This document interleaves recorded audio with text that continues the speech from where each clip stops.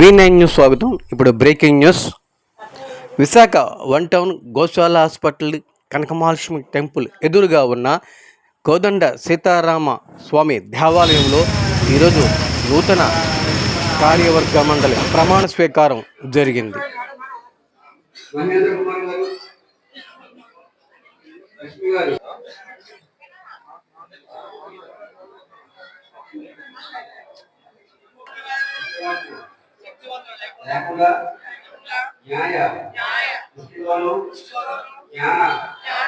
Lakshmi advocate, Visakhapatnam. 92లో enrol అయ్యానండి. నేను since 35 years నేను ప్రాక్టీస్ చేస్తున్నాను.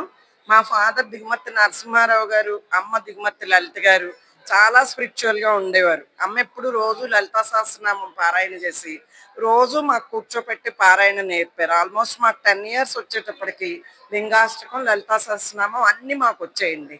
నాకు ఇంటర్మీడియట్లో మ్యారేజ్ అయినా సరే నాన్న బాగా ఎంకరేజ్ చేసి స్పిరిచువల్గాను పబ్లిక్లో ఎలా ఉండాలి అనేది కూడా నేర్పి ఇంటర్ తర్వాత గ్రాడ్యుయేషన్ లా చేయించి ఎంఎల్ చేయించి మేము ముగ్గురు సిస్టర్స్, ఒక brother all are highly qualified అండి.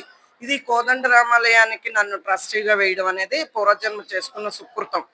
కనకమహాలక్ష్మి గుడికి వచ్చినప్పుడల్లా మా నాన్నగారు ఈ కోదండ రామాలయానికి వచ్చి అక్కడ ఆంజనేయ స్వామి వారికి ప్రదక్షిణాలు చేయడం, ఆయన స్వర్గంలోంచి నాకు ఇచ్చినటువంటిది ఒక కానుక అనమాట.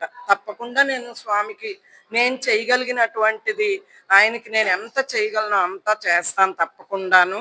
ఈ టెంపుల్ తాలూకా ప్రాముఖ్యత ఏంటంటే ఇది శాలిగ్రామంలో ఉండేటువంటి రాముల వారు, సీతాదేవి, లక్ష్మణ స్వామి వారును, ఎదురుగుండా ఆంజనేయులు వారునండి. ఇది 500 సంవత్సరాల నాటి క్రితం అంకితం వారు, ఏవియన్ కాలేజీ వారు అంకితం వారు దీనికి చైర్మన్స్ వాళ్లే కట్టారు. ఇది రాను రాను ఎండోమెంట్స్ వాళ్ళు తీసుకోవటం, అయినా సరే చైర్మన్ గా అంకితం వాళ్లే ఉన్నారండి. అటువంటి మంచి ప్రశస్యమైన టెంపుల్లో నన్ను ట్రస్ట్ బోర్డు మెంబర్ గా వేసినటువంటి పెద్దలకి అందరికి, మా నాన్నగారు మా అమ్మగారు దీవెనలకి, పబ్లిక్ కి, మీడియాకి అందరికి కూడా